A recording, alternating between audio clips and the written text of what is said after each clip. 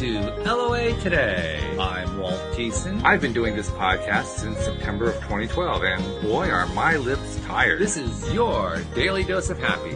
We are so happy you decided to join us today. And our friend Anne Marie is not feeling her best today, so she is going to take today off. We will, of course, see her again next Monday. But today I do have a guest joining me, and her name is Dee Hurley. She's from California, and she has discovered a couple of interesting approaches to how to balance that emotion, body, mind, spirit thing that we so often talk about around here. Among other things, she's also tied an app to it. I'm going to be very curious to know how you tie an app into this. But Dee Hurley, thank you for joining me today. How you doing? Good. Thank you for having me here. Glad to have you. So, all right. Well, give us like a little bit of a background. Tell us how you got to this point where you're doing this thing in the first place, because there's usually a good story attached to that kind of thing. And then tell us what you've learned. Tell us about, what's this really cool modality you've got. Well, I think I learned over the years that there's a lot of things in our life that we carry around, a lot of baggage and emotions that we don't deal with and we don't process correctly, and it starts causing us issues in our life with our relationships and our health and our finances. And I wish somebody had taught me this in grade school. It would have helped me a lot. But I've learned that we need to release those negative emotions and things in a healthy way. And once we do that, then things start flipping. That's a good way to describe it, because they do flip pretty quickly once you can release those emotions. Those emotions are extremely powerful in ways that we don't even recognize when we're in the middle of them anyway. Yeah. So I was in an abusive marriage for 11 and a half years. And I remember ouch. I stuck it out for a long time because I had kids.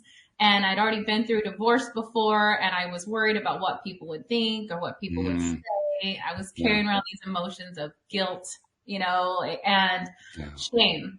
Shame was the big one. And that's kind of what my book is about, how the shame that I had carried from childhood, some things that happened in early childhood, had triggered things and caused me to make decisions in my life that weren't in my highest and best interest.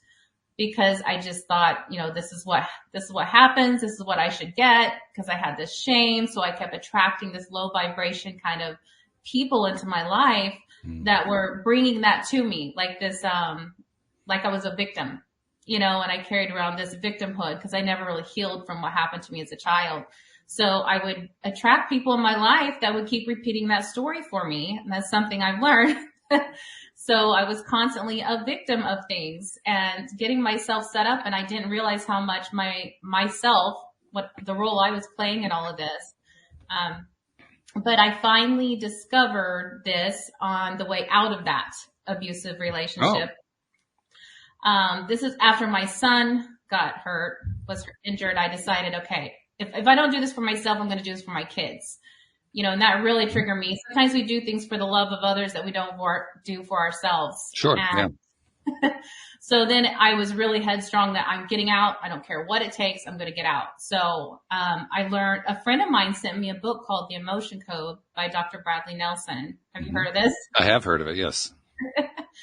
This changed my life because I was reading his book, and then he was showing the science behind it, how these emotions, what they do to us. And I was like, oh my gosh, this just makes so much sense to me, what he's saying. So I started working on myself. And as I was working on myself, my confidence and my self-esteem was growing. And I found the strength to kind of get out of that environment and started moving forward. And all of these doors just started opening for me. And it was just beautiful. I thought, this is incredible. So I can do this, and like anybody can do this. Like, whoa. So I decided to become a practitioner myself. And I got certified in the emotion code and the body code, and started working on some of my friends. First, you have to work on people that, like some friends and stuff, to get your certification. And then they were sending people to me. And then my business started growing from that. Nice. Yeah. That's when you're on the right track, right? When everything starts to work. Yes. It was incredible. Like weird doors and opportunities that opened that had never it had never worked like that for me before. And I was like, this is so wild. This is really working. Like my friendships changed. Some of the friends that I'd had in the past were like, didn't want to have anything to do with me because I was just at a different frequency. I was resonating at a whole different level than they were. So I was no longer attracting that kind of people into my life. Right. And the closer friendships, loving relationships. I felt like I met my soul family, you know, like you've been on my life. Yeah. Right. Yeah. In fact, they were there all along. You just couldn't get them. You couldn't let them in because of that emotional junk that we all tend to carry around. Yeah. I didn't think I deserved it. I'm still amazed at how powerful those earliest trainings, I guess you could call them, are that we experience in our lives, because they get basically ingrained over and over and over again into our nervous system to the point where they're just second nature. They're just part of, it seems to be who we are. So letting go of that kind of thing can be a big challenge. First of all, because, well, it's a part of us. I mean, I'm going to lose part of myself if I get rid of that. And secondly, because it's really deeply programmed. I mean, that's why they call it programming. It's, you don't just wipe the programming away. It's like it hangs out for a bit until you finally find a way to let go of the darn thing. It does. It's like our comfort zone. And I know there were times when I was moving forward that I stepped back a little bit into that because I was like, oh, this is not me. But I had to go back and forth a little bit before I got used to, no. I want to be in this uncomfortable state where I'm growing and learning and doing things differently. And, you know, they say you are the sum of the 5 people that are closest to you. So it was the more the people that I surrounded myself with that I wanted to be like, I wanted to emulate their patterns and their beliefs. It seemed like it helped me too along my journey, just being in that zone and around those kind of people who thought differently than I did. It's like, wow. It's life-changing. It really is. I can see how it would be life-changing, particularly in your circumstance where you're dealing with that marriage of 11 and a half years and trying to figure out, how do I get out of this thing?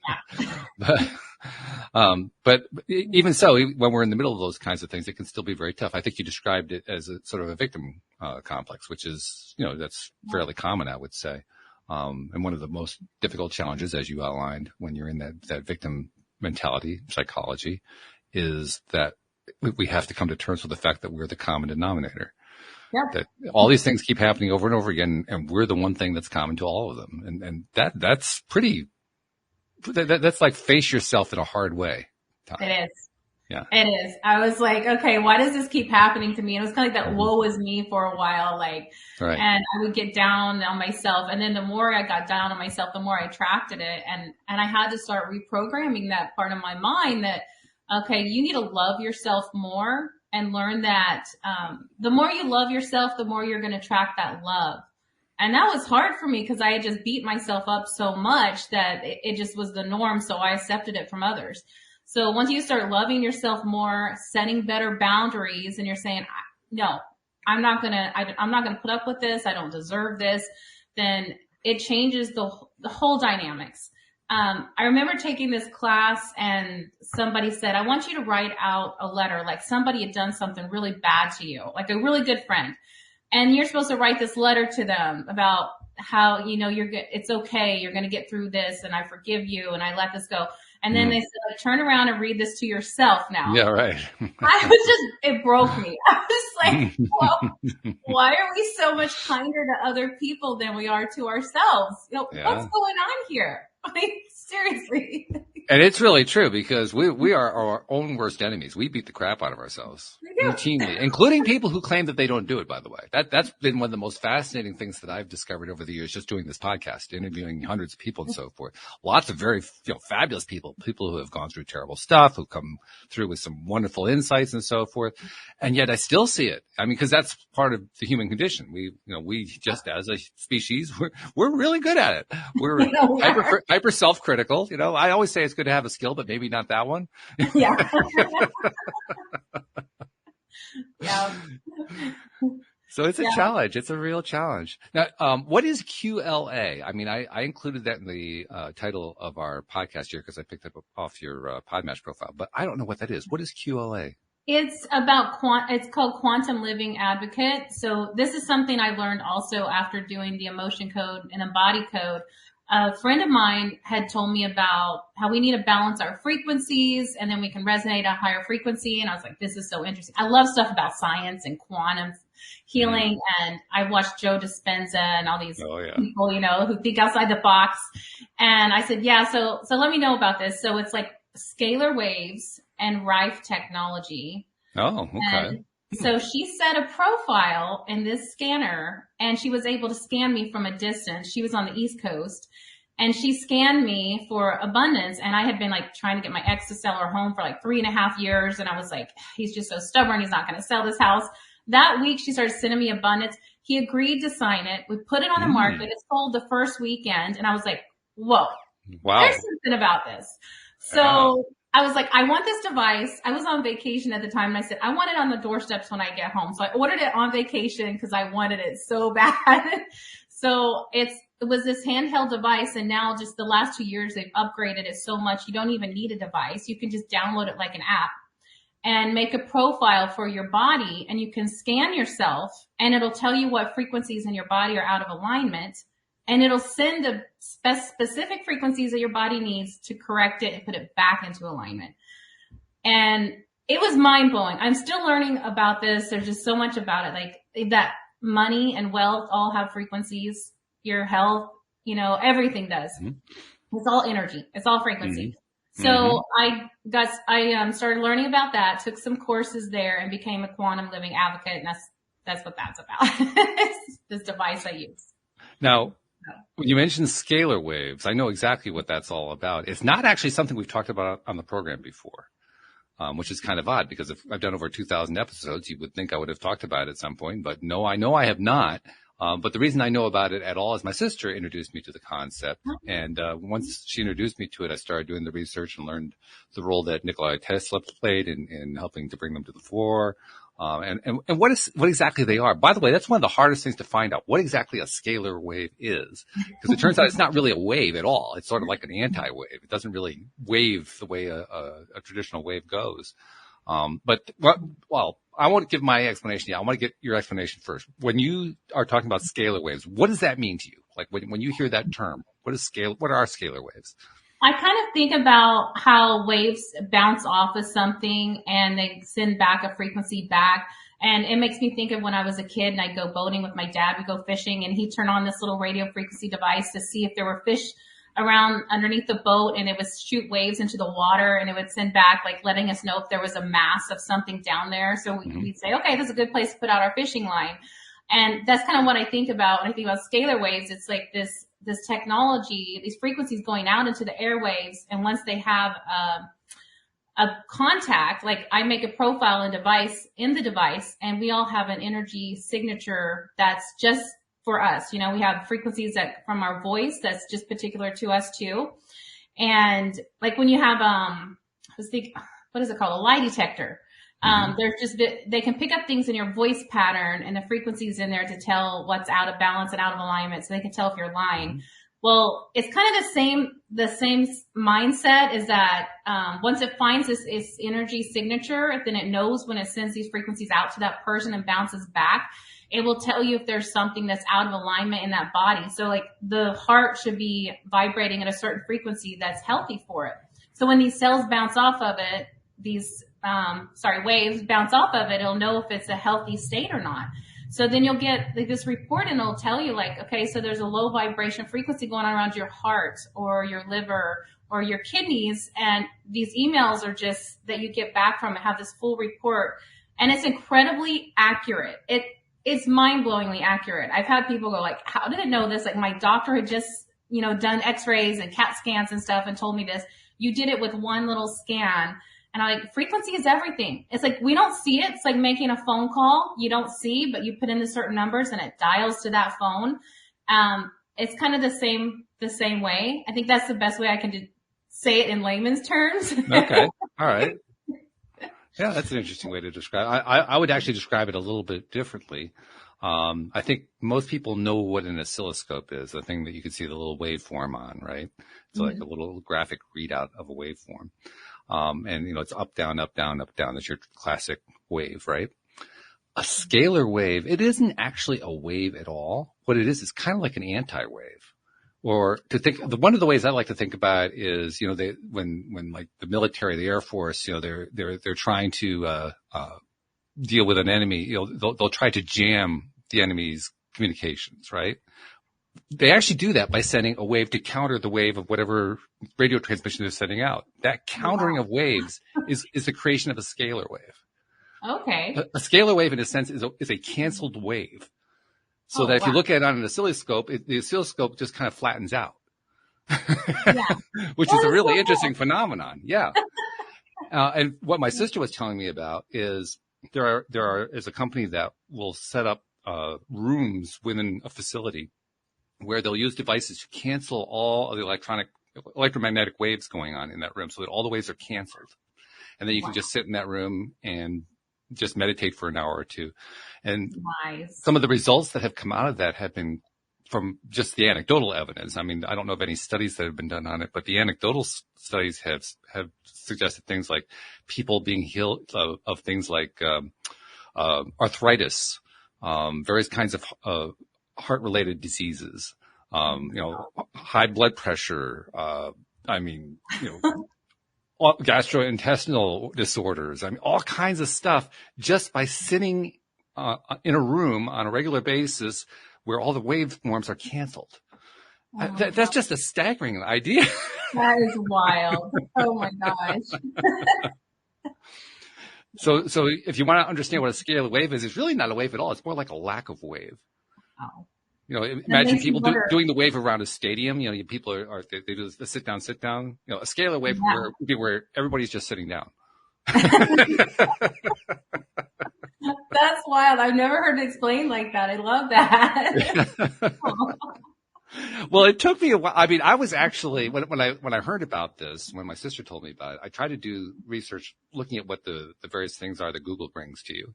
Yeah. And they actually didn't explain very well what it was. In fact, what they usually did was they explain what it wasn't, which doesn't really necessarily help. Just because you know what something isn't doesn't mean that you know what it is. But I actually finally found a rather obscure paper. I think it was actually a paper from Tesla's collection of papers that had been transcribed and written up. And when I was reading the semi-mathematical stuff, I said, "Oh, they're canceling waves. That's what this is." Okay, I get it. Because my scientific mind was saying, "Wait a minute, none of this stuff is making any sense at all," until I read that. Oh, I get it. All right. Well, you think of all the negative waves that we're getting in the atmosphere around us all the time. We're being bombarded with just nasty EMFs and radiation. I like this. Taking that all away, your body has a chance to heal. That's kind of what it sounds like. Yeah. Yeah. Now, there's also a second piece to this that you just kind of touched on it for a moment. And I want to bring that in here because it's interesting how you just labeled, I think many of us would do this. You labeled certain waves as being negative. From a scientific viewpoint, a wave is a wave. I mean, it doesn't really care. Science doesn't care, whether people think of it's a positive wave, negative wave. It's a frigging wave. Get over it, But how interesting though, we associate certain things as being negative or positive. And there are waves that, there are electromagnetic signals that are being sent as a result of these. So we're the ones who say this is a negative wave. This is a positive wave because we don't like that, but we do like this. Because the way it interacts with our body or makes us feel. Yeah, something that affects us physiologically. It could just affect us mentally, emotionally, spiritually. It can affect us any number of different ways. But whatever that way is, we either like it or we don't. And if we don't like it, it's negative. And if we like it, it's positive. Yeah. And science says, it's a freaking wave. Get over it. Just let it go. But when you understand it that way, I think it actually starts to make more sense because we are, what's the phrase? We're spirits living in a physical world. And in that modality of being spirits in a physical world, we're going to have our likes and dislikes. We're going to have the things that we prefer and the things we don't prefer. We don't prefer to live in dysfunctional relationships. And if we do live in them, we want to get out of them as soon as possible, even if we don't know how. It's like, it's not a difficult thing for us to say, that's a negative. I don't want that. Yeah. The hard part is changing that waveform, changing that function. So I'm really fascinated that you found a way basically to use scalar waves or the negation of waves to overcome that. That's a really interesting thing. Yeah, I've heard some really cool testimonies. I think my favorite is this dog they have on YouTube. Well, they put the story on YouTube. This guy had rescued a little dog and it had trouble with his eyes. And he took it to the vet and they were like, I'm sorry, the eye's just too far gone. We're going to have to remove the eye. And so he set up an appointment to come in later for surgery. And he said, well, I'm going to try something in the meantime. So he put a profile in the scanner app for his dog and started sending frequencies to it. And he took the dog back in for the surgery and he said, can you just run one more test on the eye before you take it? And he went back there and he said the veterinarian was there. He was back for a while and he came out and he said, I'm sorry it took me so long, but I had to run the test 3 times. I've never seen anything like this, but the retina has started reattaching to the eyeball. And he's like, I'm not going to take this dog's eye. It's like, what did you do to this dog? And he said, I just started sending frequencies in. He's like, keep doing it. I'm not going to take this dog's eye. And I was like, whoa. And that's not like a placebo effect thing. It wasn't, okay, you're going to feel these frequencies. And I just love that it was just frequencies and his retina started reattaching and getting his eyesight back just from that. Like, wow. You just said something really interesting. And I'm not going to say this to fight you or anything. I think it creates a very interesting subtopic, which is why I want to bring it up. But you said it's not the placebo effect. Yeah. Because we want to, as humans, we want to say this is an actual scientific thing that's happening independent of our emotions and our will. But you also mentioned Dr. Joe Dispenza. Mm-hmm. And Dr. Dispenza has basically demonstrated that the placebo is in everything. Right. It's not limited to pain relief. It's literally in everything. In fact, one of my pet peeves about the healthcare system is that the healthcare system tries to pretend that placebo plays no role in health, right. Which is nonsense. It has to play a role. It's a human being. Yeah. How can it not play a role? They go out of their way to try to screen out placebo. My God, we can't have any placebo going on here. There's that kind of thing. I would suggest that placebo was playing a role, and that's a good thing. That just because we've developed something or discovered something that physically makes a change doesn't mean that placebo isn't involved. In fact, I think the placebo was heavily involved because, among other things, the dog probably did not like not being able to see, and all of a sudden was starting to see a little bit better. Well, he probably liked that a lot. That's going to be a part of it. That's he puts a vibration too. Yeah. Our intentions and our prayers and our thoughts and all of that, it all plays into it. Yeah. It does. Yeah. So I think it's a fascinating little subtopic there. But let's get back to the scalar waves themselves. Or I feel like they should come up with a different phrase for a different term for it, because it's not a wave. It's a lack of wave. It's wavelessness. You're making me think of that double-blind split test they did where they were viewing the atoms, and then whenever they weren't looking at them, they behaved differently. Yeah, sure. Right. And I'm like, we just wanted them to behave a certain way, so that's how they did it when we looked at them. Like, we have so much more power than we think we do. We do. And in fact, that giving attention to something in order to change its molecular structure or molecular situation is a great example of how exactly we do that. We do it through our attention, through what we give attention to and thereby give energy to. The more attention we give, the more energy we're giving. It becomes sort of a momentum building thing, the more attention that we give.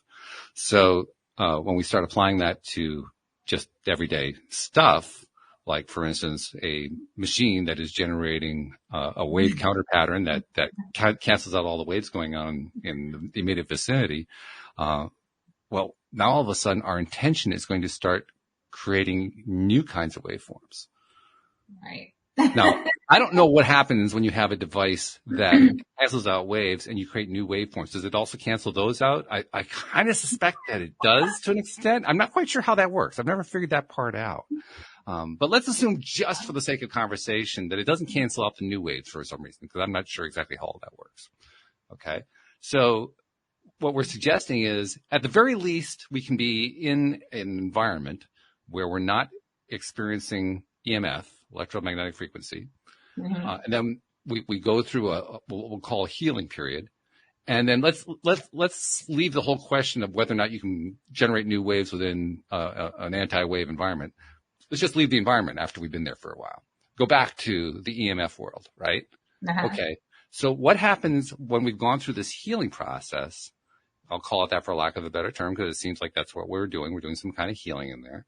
What happens after we come out of that healing process and we start redirecting our own attention to what it is that we want in our lives? I'm going to suggest that our bodies are going to be much more receptive to that new vibration that we're putting out than they would have been before we went into the room in the first place.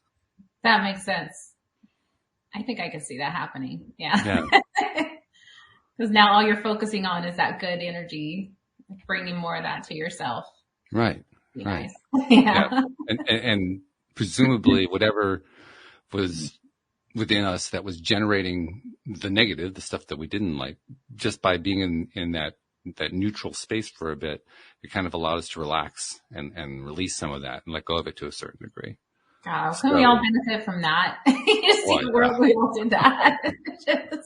Yes. Oh my goodness, yes. We're going on a vacation from everything. Just stick me in the room with nothing for a while. Yeah. It is. And oh, by the way, my sister not only told me about it, she's actually working with somebody who owns one of these local studios that does this kind of thing, creates these rooms with these scalar wave driven scenarios. And she actually volunteers there because she trades her labor for time in the room. Oh, I would do that too. I would jump all over that. It sounds like the unified healing beds. Yeah. Okay. I've been looking into that too. Yeah. Yeah. That's incredible. I do the same thing. Of course. Yeah. Yeah. I'll just work the desk. I'm going to go in this room for a while. Right. Just put the desk inside the room. That's all I ask.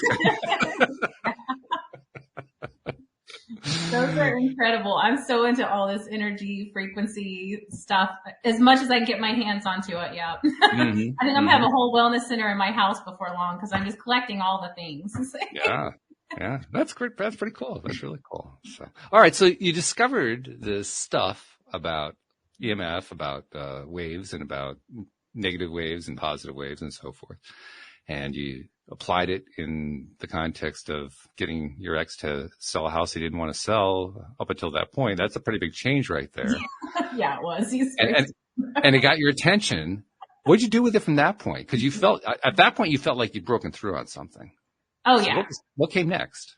I just started playing around with this thing, and there was a little bit of a learning curve to it, but I started learning how to use it, and I took some classes and I worked on my kids and I worked on myself. I worked on my pets. I worked at everybody who come near me. I'm like, you want to scan? I was scanning everybody. Like, what are you doing to me? I'm like, Star Trek. Scan lady. Oh my God, get out of here. Run for your life. Yeah.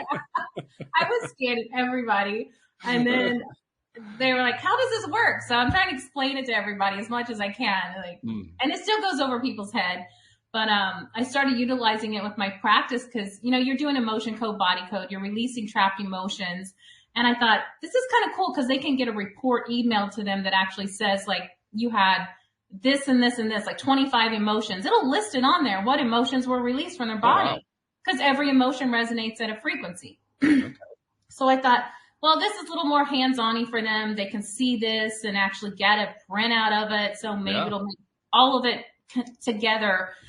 For those people who don't really get it, they can have something tangible. So I started using it together, and then I realized a lot of my clients were like, okay, well, I want this thingy that you're using. How can I get it? So I signed up and I told them, you can just download the app from my website, and then the company will actually give you kickbacks for that. So I'm like, wow, this is incredible. So I'm not only healing and I'm getting abundance from it and helping other people, and yeah, it's a win-win. Now, I have to admit, there's a skeptical portion of me that says, how is an app canceling out waves? I don't quite understand how that works. Do you know how that works? I don't, but I do know they said when you're using the app and you're sending yourself frequencies from it, that there's something in it that cancels out the EMFs. So as you're using it. So it must be sending frequencies back to help you, not to be affected by any kind of EMFs from your phone or your computer. I don't know what the details of all that. I'm trying to imagine it. My mind is boggling. So apparently it's not getting very far. Trying to figure that one out. Well, my daughter was visiting some family out of state, and she texted me and she's like, Mom, I have a really bad toothache. And she's like, Mom, can you scan me? Because she's gotten used to me scanning her. Oh, sure. Yeah. And I'm like, this is great. She's not asking for Tylenol or whatever. And I scanned her, and like 20 minutes later, she's like, you scanned me, didn't you? You did. And I'm like, yeah, I did. And she goes, well, my toothache's gone. And I was like, that's awesome. Like, she can tell that I scanned her and sent frequencies back. And it just felt good as a mom, that she's not here with me, and I could be able to do something like that and help her to feel better. And when I scanned her report, it was showing like the tooth that was causing her problems. She had a root canal, which I'm totally against root canals, but that's a whole other story. But it was showing the tooth that was giving her problems in the report. I saw the tooth and I was like, wow, like this is cool. You could take this report to your dentist or your doctor and be like, yeah, I don't want to have the CRT or the x-ray or whatever. Look at my report. I got it all right here. This is where it's at. It's like, meanwhile, the doctor looks at you like, oh, this lady's another crazy one. Okay, I know what I'm dealing with here. Yeah. And my doctor at their doctor's office, the wife bought a scanner from me. So oh, really? She bought one. It was so cool. So now she uses it. She's like, well, I have some patients who don't have insurance. I thought maybe I could help them out with this. And I'm like, I love you. You're so amazing. Okay. Well, before we get any further here, we got to find out a couple of things. First of all, where do we get this great app? And second of all, where do we get this great scanner? Well, it used to be a scanner, but now he's just in the last 2 years. Now it's just an app. So if you go to like my website at lighthouseenergyhealing.com, you can click on my little link tree and it'll go to information about the app right there. And I have some videos and stuff about it. And we're always doing like little presentations so you can see it, because it does do a lot. There's so many things it can do. It's kind of mind blowing, but just focus on one thing at a time. Just, you'll figure it out. But they could download the app on their own phone or their computer. And like if I'm at a game, I just open up my phone now. My daughter, she's doing sports or something, and I'll send her frequencies to help her, like wherever I'm at. I'm like, this is so cool. It's now mobile. So you do it anywhere. So are you saying that the app only works in conjunction with your thought pattern? It's not something it's not just doing its own anti-EMF pattern on its own. You're directing a thought directed? Well, it's directing the frequencies to the person that you have pulled up on their profile. So whenever I have my app open, I go to the person. I've created a little client profile for them. So like I put their name, their birthday, their height, their weight, a picture of them. So it's better with the intentions and the energy signature pattern that person's putting out. It picks that target, and you can send frequencies to whoever that is that you've pulled up on your app. See, I want to get myself an oscilloscope now, and I want to download the app, and I want to test it in the vicinity of an oscilloscope and see, does this waveform actually flatten out when I give my attention? I want to see this. I want to hear the results of all this. Right? Yeah. Like, oh my goodness. We've had a number of people on the show recently who've brought us a number of really fascinating things, some of which we're actually experimenting with ourselves, myself, my co-hosts, and so forth, some listeners. And this is another one that falls in that category. Like, what the heck? What is going on here? Well, this technology has been around for a long time, and it was actually used by NASA before. And he found this out. So Dr. Lawrence Swinson found this out. He was using it on children that he had adopted. He was adopting the children that nobody else would adopt, who had problems and, nobody else wanted. And he was going all over the world to find something to help them holistically. And he had to travel all these places, and he found this device.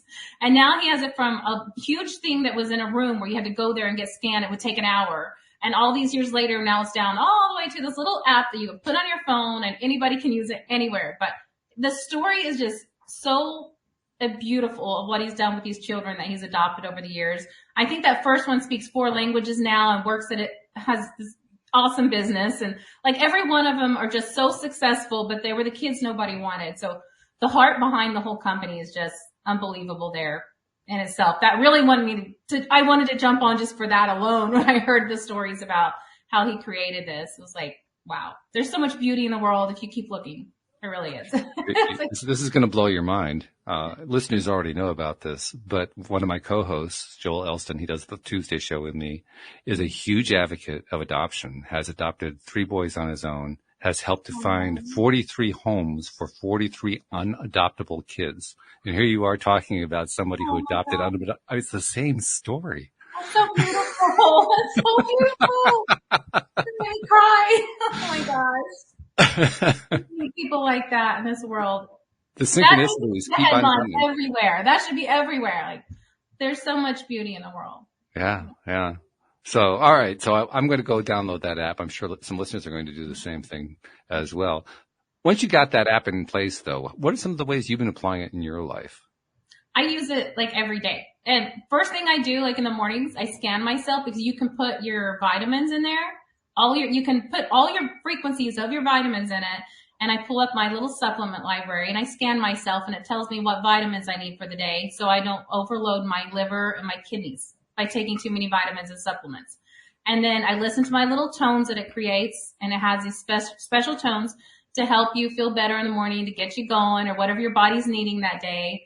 And that's usually how I start my day. And then you can use it throughout the day if you want, like a midday, and see if there's another vitamin or something I might could use or frequencies to help balance. I use it all the time. So it's becoming my thing. It's like I walk around with it and I use it and take it with me in my purse. It's like, it's there. I actually have one of the devices they sold. Okay. It's like a cell phone. Yeah. And yeah, they don't really sell the devices anymore. There's a few left on their website, but they're like, after these are done, we're not really going to sell them anymore because you can just download it like an app.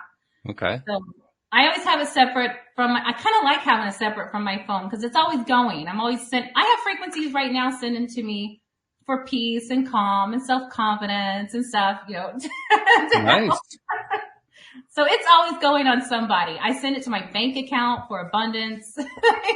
I love it. Yeah.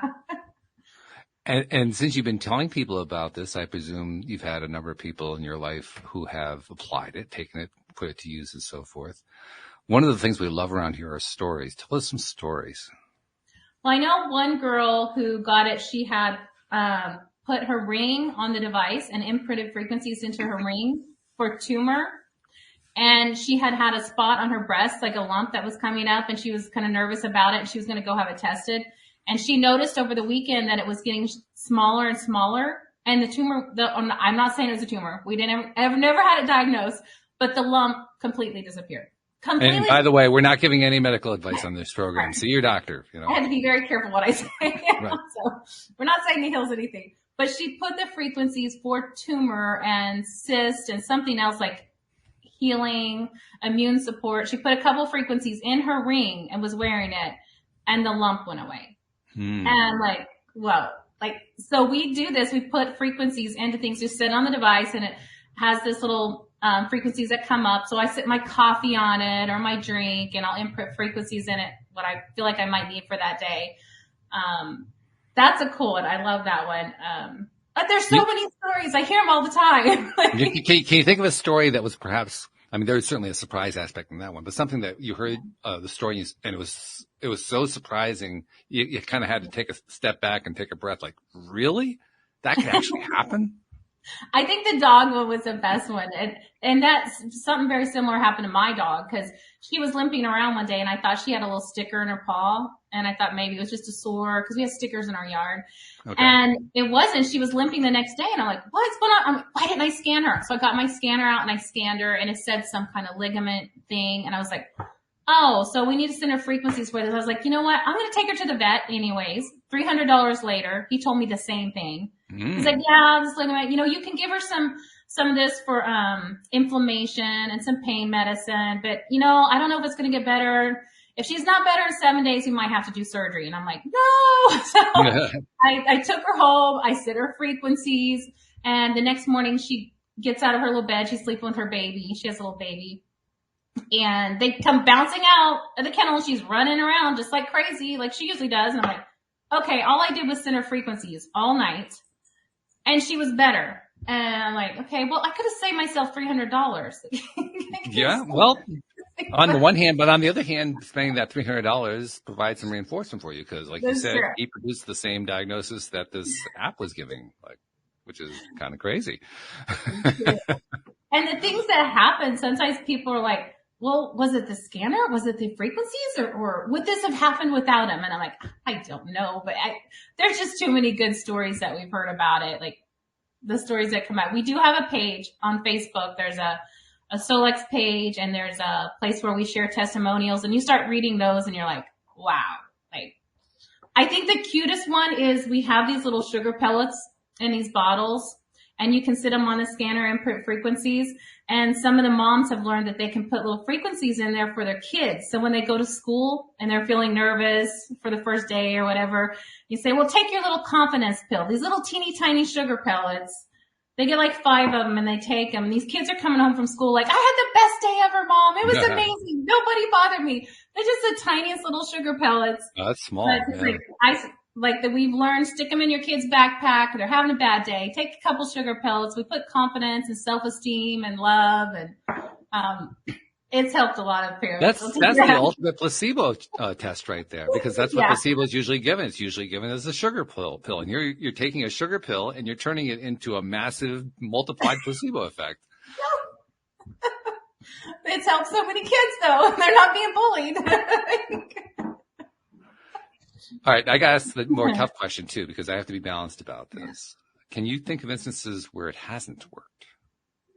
Well, I think sometimes people say it hasn't worked because they haven't felt it yet. Maybe they just haven't felt the nudge. And I can't explain why some people just don't feel it. I don't know if their mind's just turned off to it, or they haven't used it long enough to get the real good healing experience, or maybe they're not targeting the right thing. Because a lot of times we think it's this or that, but it's really like an underlying thing, you know?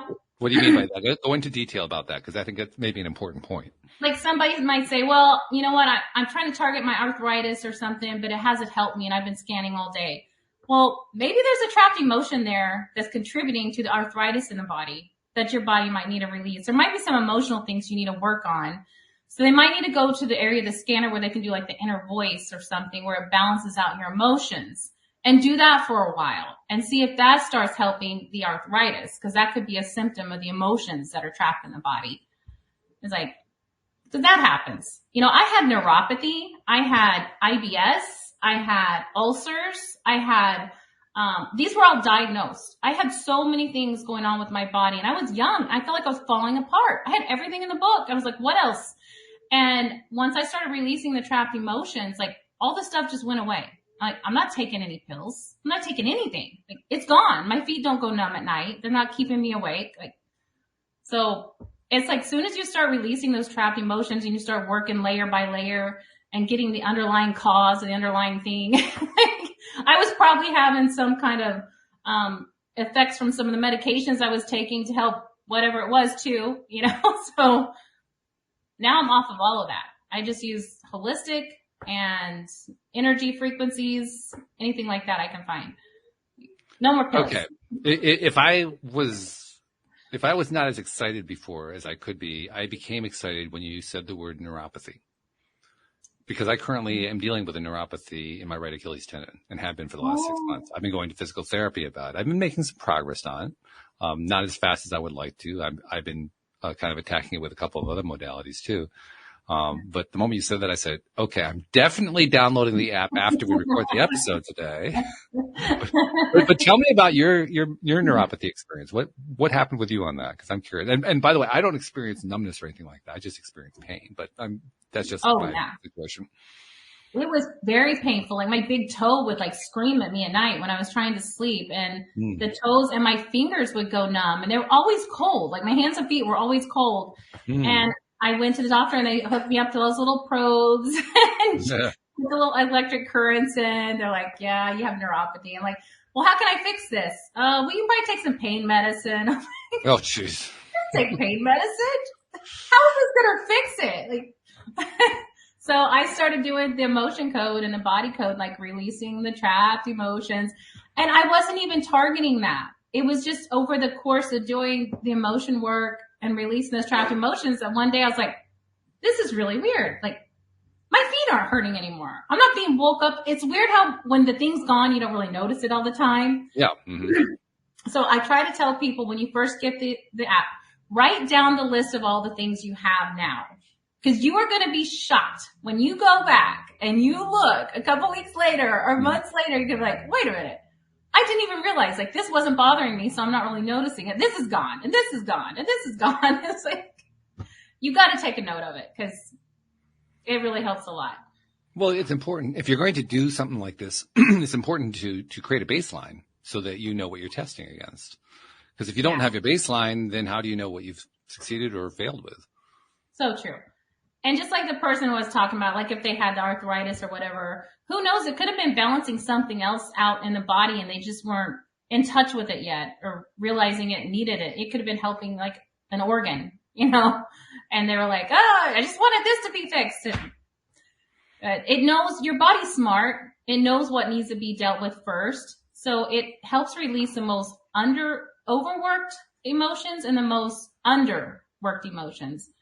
Because they're all beneficial in some way. I'm like, it's okay to get angry. You know, it's okay to get angry and have those emotions, but you got to process it correctly. It's necessary because it's a lot better than holding all that anger in. I mean, that just wears at you over time. Yeah. Yep, so they're all good. They're all beneficial. We just got to make sure we deal with them properly and let them run their course so the body's not holding that stuff in. Absolutely true. Yeah, because when you hold it in, that's when it does really the worst damage. I'm curious though, because the neuropathy symptoms that you described were different from what I've experienced, and I've heard that's very true. I mean, different people with different kinds of neuropathies have very different experiences symptomatically. In my case, the pain is not normally high. It's normally a low-level pain, and it's not consistent. There are times when it goes away. And in fact, my physical therapist has taught me things that if I do certain kind of exercise kind of things, the pain will go away.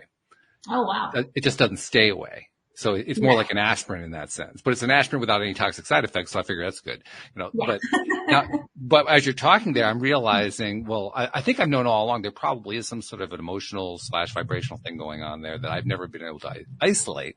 You know, I try to maintain a positive attitude about it and so forth, but apparently I haven't found the right combination yet. So that's going to be one of my baseline things that I look at when I download the app. I want to see does that. Now, and this is going to be a little bit challenging because, like I said, I have a couple other modalities I've been playing around with. There are some patches that somebody was telling us about that I've been working with. There's distilled water with sea salts put in. There's a number of different things I've been trying. So I need to start isolating. Okay, try this one for a few days, see what the result is. Try this for a few days, see what the result. I got to start making it more methodical. Yeah. So this is one more method to put into my methodology and to try to, you know, put it into the right string of steps here, trying to figure out what exactly is doing what at what point in time. As I'm thinking about this and as we're talking about this though, I'm realizing that's part of what the challenge is for all of us, because we all have different kinds of issues, things that have gone on, patterns that have gone on perhaps since childhood, stuff that we're having trouble getting around, getting away from, stuff that we consider negative, but we just can't seem to get it out of our lives. You know, and then we all have different things we've been trying. Try this, try that, try meditating, try this, you know, try a whole bunch of different stuff. And after a while you say, well, which one's going to work? There's no real methodology to it. It's like, well, I'm just trying everything. So true. Which just kind of adds to the confusion a bit. So I think this is all just a way of reiterating it. You got to at least have a baseline. If you don't have a baseline, you're not going to be able to figure out what happened. Right. Even if nothing happens, you won't be able to figure out what happened because you won't even know what your baseline was telling you was not happening because you don't have a baseline. Right. So yeah, that baseline is important. Yeah. How long have you been aware of this? Do you have a name for this? Like this thing that you do where you're using the device and also the app and you're using, you know, the focusing of frequencies and so forth. What do you call this whole body of stuff? It's just kind of like energy healing. Just energy healing? Yeah. Okay. Yeah. So how long have you been doing the energy healing? Like when did you start that? It's been about 5 or 6 years. I kind of started working a little bit before I left. So it was about 2018. And then I got my certification, and then was kind of working on people before I got my certification when I could. And then I got certified and started finding these little healing modalities and finding out that we could even have generational things that pass down to us when we come in here. Tell me about it. Yeah. Those are actually the hardest ones to root out, I think. Oh, they are. They really are. Yeah. And to a certain extent still deal with, some of those things. I've actually been able to knock some of them out, but, they can be a really, really big challenge. Now the way you just described that, it sounded like you were saying that you got your certification in energy healing, and then you learned later about this app and about that device and so forth. Yeah, I've only known about this app for about 2 years. So I just started incorporating it with doing the emotion code and the body code, and started working all of this together, because like you're muscle testing for somebody, and that's what I do. I use kinesiology and you can do that from a distance wherever they are, because energy is everywhere. And sometimes you'll be working with a client and you can ask them what's going to be the best benefit for them today. Is it going to really benefit them to do an emotion session, or should I do a scan on the AO scanner, and see what their frequencies are today? I want to do what's in the best interest of them. So do they really know though? I mean, because if they're having so much trouble with something, the first thought that goes through my mind is, well, they don't really know what the solution is. Otherwise they would have done it by now. Well, I kind of believe that if we're all connected consciously, somewhere in our consciousness, we do know all somewhere. It's just, we don't tap into all of that knowledge, but somewhere our subconscious knows that there's something out there like this, that maybe this is what I need right now to help me balance. And maybe they've never heard it, but somewhere they have, because we're all connected. I mean, I really believe we are. We're all connected. I do too. Yeah. I didn't used to. If you'd asked me that question 12 years ago, 13 years ago, I would have said, what are you talking about? But yeah, I've come to realize and accept and actually appreciate just how connected everything is. And it's not just people too. We're connected to everything. That's the part that blows my mind. I mean, we're connected to that distant asteroid over there. I mean, it's just, oh yeah. It is mind boggling just how much connection that goes on. But in fact, one of my favorite phrases, because I like to laugh at it, is the phrase mere coincidence. Because there's no such thing as a mere coincidence. It doesn't exist. There's nothing mere about them. It may seem like it, but it really isn't. I mean, it's all connected. It's all, I was watching, I don't usually enjoy most television programs for a lot of different reasons. So I don't usually watch a lot of television, but I saw something on Netflix the other day, and one of the themes that kept coming through was, it's all connected. It's all connected. It's all connected. Okay, now we're seeing it on TV. All right, this is good. I do not believe in coincidences anymore, especially after all of this. There were some crazy things that started happening. Like when I first wanted to move out of the house and I was looking for a place, I remember I was sitting with my kids in a restaurant. We were staying in a hotel, and my ex was going to be served. And I thought, I don't want my kids to be around this. I want them to be somewhere so we're not around that environment. And I said, you know what? Let's go have some pie. How often do we go have some pie? So we went across the street to this pie shop, and we're sitting in there, and I got this text message from this lady I'd never heard of. And she's like, do you want to come by and see the condo this weekend? And I'm like, who is this? She's like, well, I think you had interest in looking at the condo that I had for rent. Like, I have looked everywhere. I couldn't find anything. And this place was like 2 blocks from the house where we lived, right around the street from the school. The kids could walk to school. Wow. And I'm like, yeah, I don't know who this is, but yeah, I want to come see the condo. I show up to see this condo, and I start talking to this beautiful couple. And I had lived at the Air Force Academy in Colorado Springs for a while. And I think they were just they were going to move and be stationed at Colorado Springs at the Air Force Academy. So I was telling them all about it. They're like, we interviewed so many people, but we just really like you. We really want you to rent our home. And I was like, okay. I was like, it was in my price range. It was right around the corner from the school. And I remember just sitting in my car, like, how did this happen? Like, where did this come from? Like, this is not a coincidence. It's like all these doors just start opening. When you make that decision, it's like God, universe, answers, whatever you call that. It was just, whoa, it was blowing my mind, and stuff like that just kept happening over and over. And I was like, okay, I give up. This is just how it's supposed to be. When you're going in flow and you're operating in flow, I accept it. It's good. I love it. This is actually a side question, but I got to ask it anyway. Were you aware of these devices, both, either the app or the device at the time that happened? No. So you learned, you basically had learned to let go of whatever it was you needed to let go, to just let the energy happen the way it needed to at that particular point in time, which is really cool. I think it was just making that decision. I'm not going to live like this anymore. Yeah. I don't want to see my kids live like this anymore. And I was determined that was not going to be my story anymore. It was like, no, we're not doing this anymore. And I started doing the emotion code and stuff and learning about that. And I think my mind was starting to be more open to the idea that there was something better out there. That this is not going to be my comfort zone anymore. I'm going to do something that's out of my comfort zone.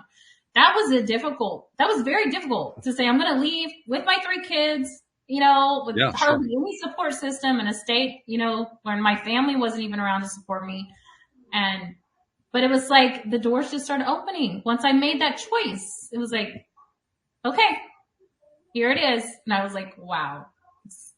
And so I encourage you, if you're in that situation, just start believing and have faith that these things, it will start working out. If you believe and you start saying, I'm no longer going to tolerate this old story. It's not going to work for me anymore. It's like, I'm ready for the abundance, for the happiness, for the love. Now I have the love of my life. I'm happily married to a wonderful man.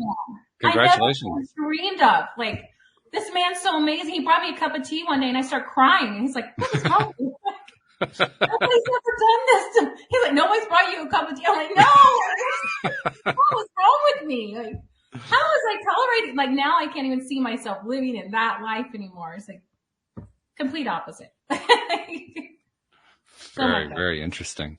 I also want to bring back the devices for a moment too, because I think really the message that goes along with those devices is there are times where we try to let go of something. We don't necessarily perhaps even know what it is we have to let go of, but we're trying. We try to set that intention, say, okay, I want to be in this other place. I want this other experience, something like that. And for whatever reason, we're not getting the result. We're just not there yet.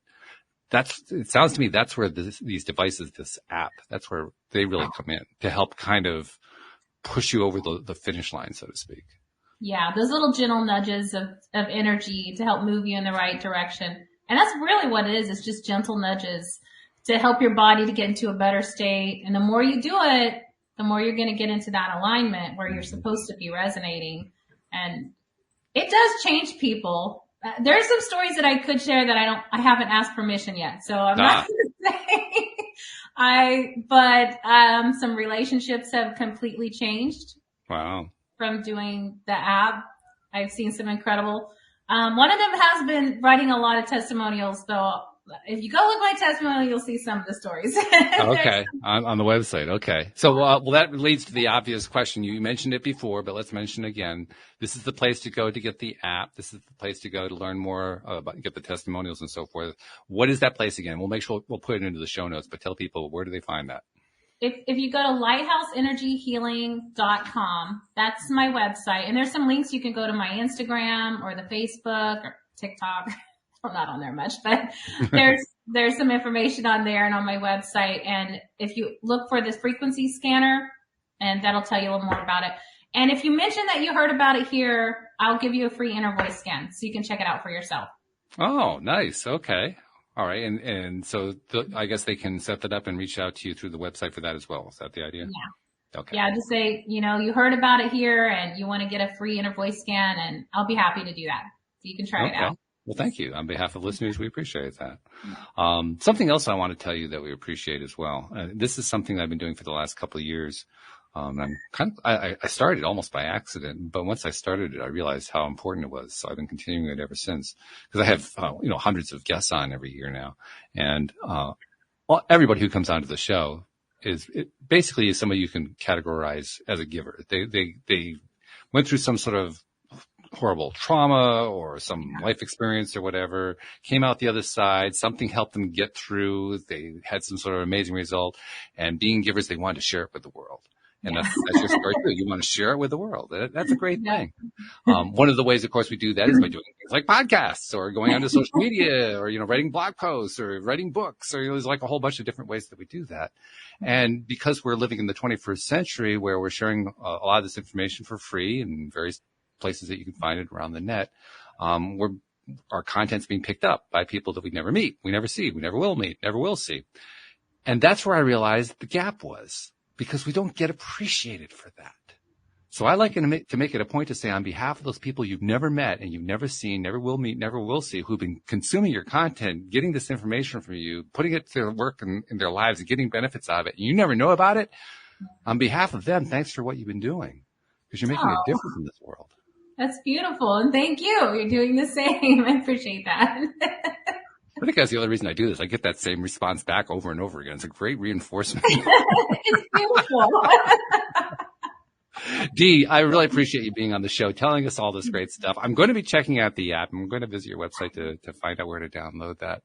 But yeah, truly, thank you for being here and sharing all this stuff. It's really, really great that you did that. It was my pleasure. Thank you so much. And thank you to our podcast listeners everywhere. We will see you all next time here on LOA Today. Goodbye, everybody.